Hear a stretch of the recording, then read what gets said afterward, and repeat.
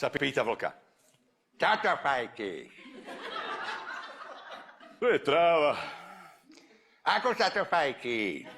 No tak musíš si dať práska riadneho do plús a dlho to tam udržať.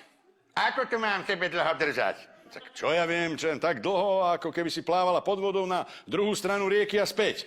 Žaba si dá práska, skočí do vody, nevydrží to, na druhom brehu sa vynorí, vyfúkne, tam pozerá hroch na ňu a hovorí, žaba, čo tu robíš? Učím sa fajčiť trávu. Ja chcem tiež. Žaba, to musíš ísť na druhý breh, tam je vlk, on ťa tu naučí. Hroch prepláva, vynorí sa na druhom brehu, tam na ňo pozerá zhulený vlk a kričí, ty vole žaba, už vyfúkni!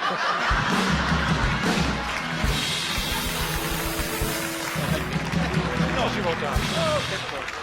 Príde manžel domov a nájde v posteli svoju manželku s jedným takým otrhaným bezdomovcom. Tak príde za manželkou a pýta sa jej, to čo má znamenať? A manželka, miláčik, prepáč, tento pán chcel niečo zošúchané po tebe, tak som mu dala.